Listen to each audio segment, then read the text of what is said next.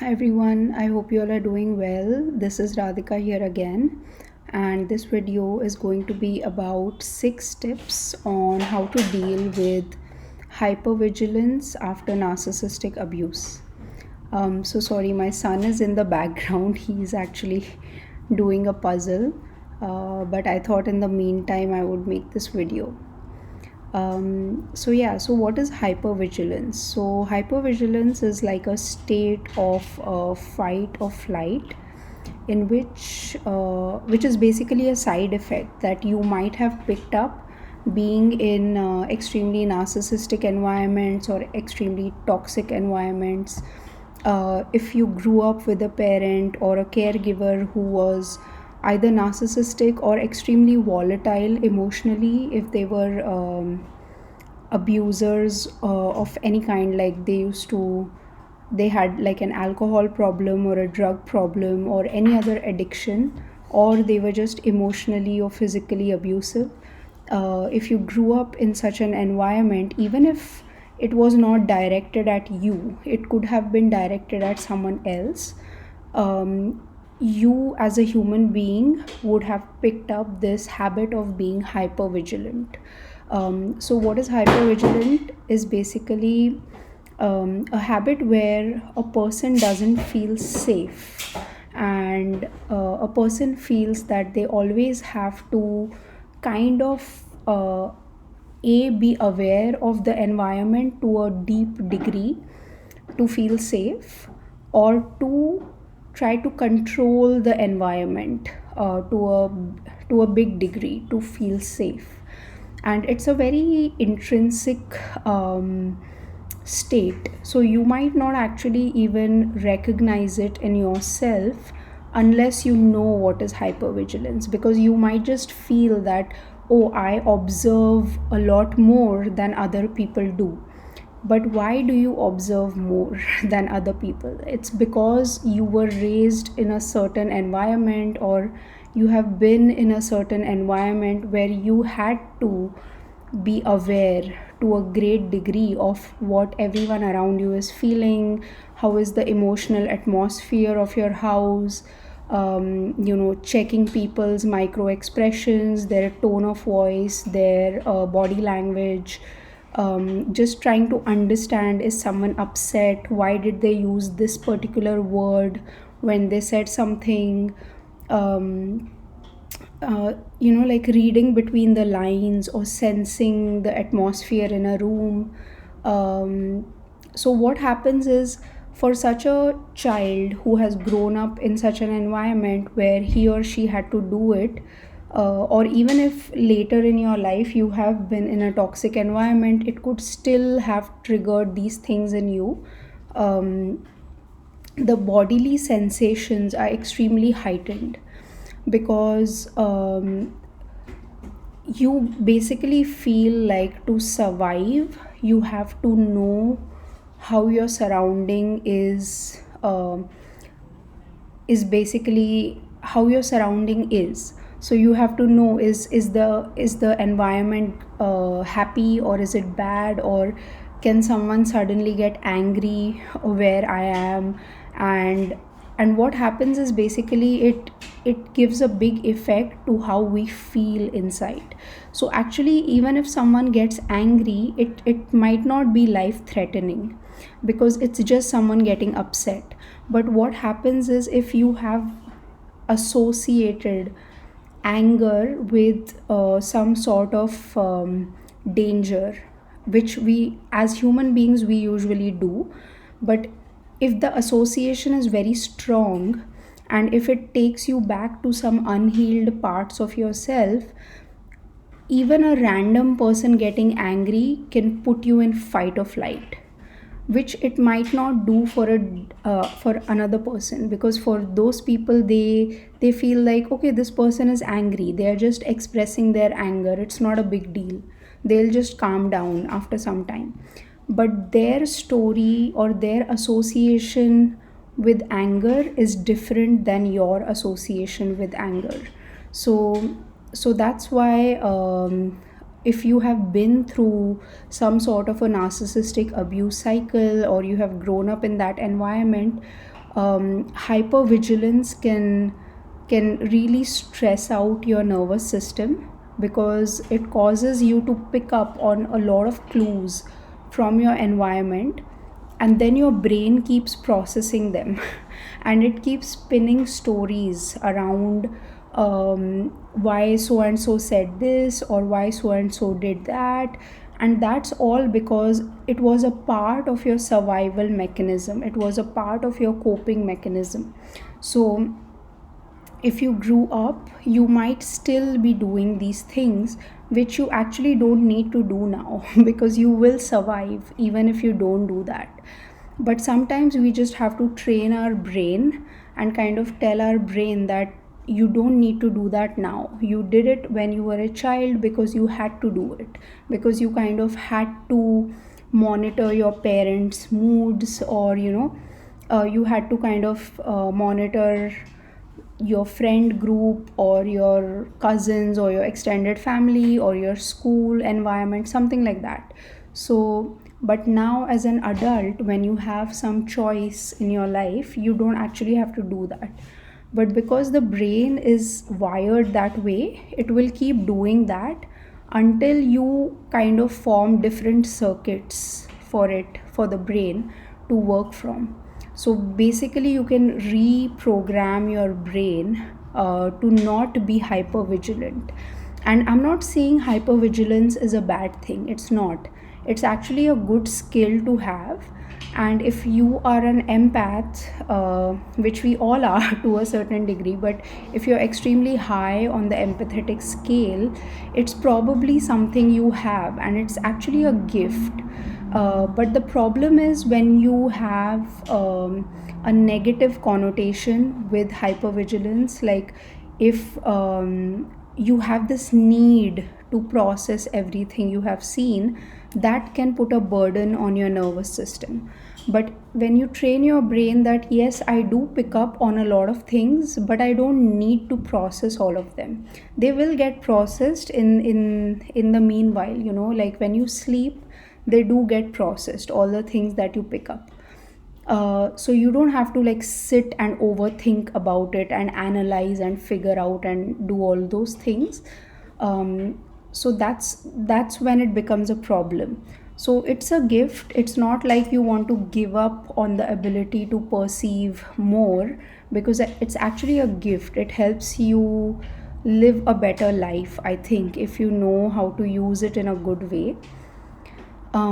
So yeah, and also, if you actually see small animals like rats or mice or rabbits or cockroaches, insects, they all live in hypervigilance because they are always in this fight or flight kind of a mode, except when they are maybe like mating or doing other things. um, so yeah, so it's not a great state to be in if you have a lot of, if you're not healed probably from it, if you are not like, if you don't know how to use it in a good way, it can be a bad thing, or not a bad thing, but it can be a thing that taxes your entire system. So yeah, so some tips on how you can deal with this.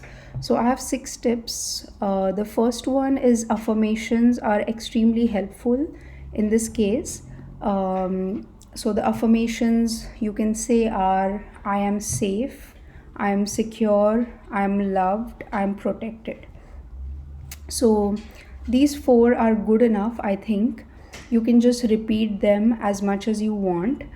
And these are good because the main problem with hypervigilance is about safety and security. So when you don't feel secure, that's the time you become extra hypervigilant. So yeah, these are good enough. And then the next tip is that notice all the times that you are around environments that make you hypervigilant or that make you extra hypervigilant. um, Say supposing, for example, I will tell you, if you are a teacher and if you are in a classroom and maybe uh, sometimes public speaking can be difficult for you, then when you are not in the classroom, and maybe being in the classroom in the public speaking space makes you feel unsafe, maybe because you had overly critical parents or parents who ridiculed you or something like that. So what you can do is, when you are not in the classroom, say you are at home, you can, that time you can assure yourself, oh, I'm feeling so safe, I'm feeling so comfortable, I'm feeling so at ease, you know. And when you are in the bus going to school, or if you're driving in your car, again you can assure yourself there that even now I feel safe, I feel secure. And then when you are in the classroom, but maybe the kids are not there yet, they are coming in still, again you can tell yourself, even now I feel safe and secure. And then slowly, once you get into the practice of doing this, when the kids are also there and maybe you are teaching and you have a moment of silence to yourself, then you can say, I am in this classroom and I'm still feeling safe. So basically that's how you reprogram your brain to tell it that it is safe to survive, because it came from a core wound that you picked up in your childhood, which tells you that it's not safe to survive. And that's the feeling that you probably got from whichever environment you have picked up this core wound from in your childhood. So that's the second tip. Then the third tip is, replace bad news media with good news media. So what I mean by that is, reduce all the external sources that reinforce this belief in you that the world is an unsafe place. So I'm not saying like completely become like an ostrich and don't read the real news ever, but what I'm saying is, don't be in that toxic cycle of taking in all negative information all the time. Be informed, but not to a degree where it's addictive, like you always have to keep reading the news and knowing what is happening all over the world, etc. And I'll give a link in the description, which is a channel, which is a website that only publishes good news. And you can read that if you are interested.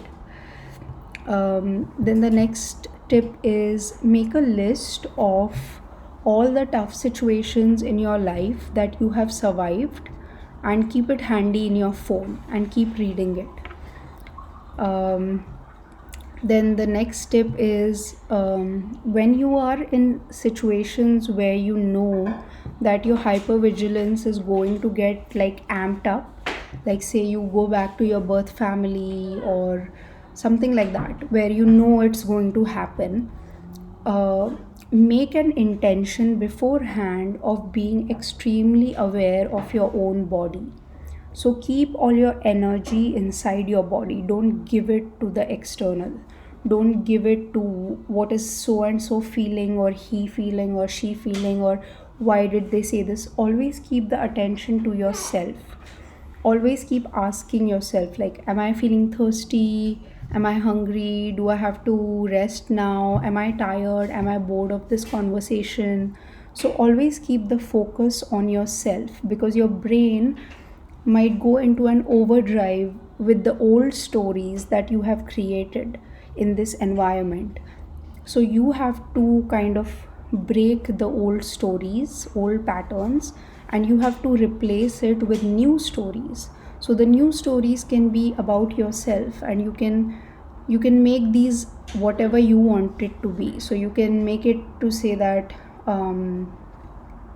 you can make the stories like, oh, today I feel like this is a great day today, and yeah, I like being in this environment, but I hope, like, something like I want to go back home or something like that. Basically bring all the focus back to yourself. Don't keep it on others, because that was the pattern that you first picked up when you were in that environment.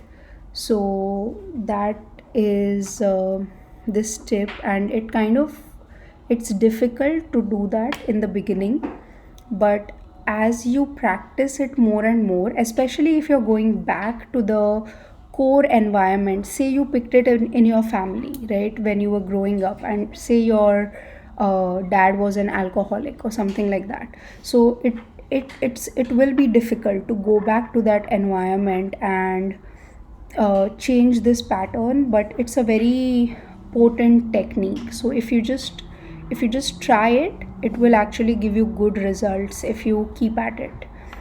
um, yeah, and then the last tip is, stop stop or limit how much ever you can taking uh, intake of caffeine, alcohol, spicy food, meat, red meat especially.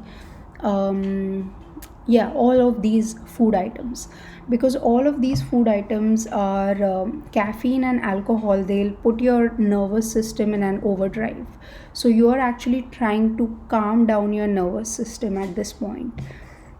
Even spicy food does that, and red meat also. So red meat and spicy food, they don't affect your spicy food affects your nervous system also, because it's uh, it's basically a different experience for your body to suddenly put a lot of spice in it. And meat is difficult, I mean, meat should be avoided because it puts a pressure on your digestive system to digest it. It takes a long time to digest. So the lighter you eat, the more food you eat which is basic in nature, like say buttermilk, yogurt, or fruits, veggies. These are going to help make your body more basic than acidic. And the more basic your body is, and the more hydrated your body is, the more at ease your body can be, even in situations which your your other triggers in your body are telling your body that you are in danger, you need to do something about it. Even then, if your body is extremely basic, is more basic than acidic, your body will handle it well. But if your body is acidic, it will bring about more of a reaction in your body. So yeah, those were all these tips, and I hope you have enjoyed this video. And as always, I wish you all a lot of love and a lot of light. Thank you. Bye.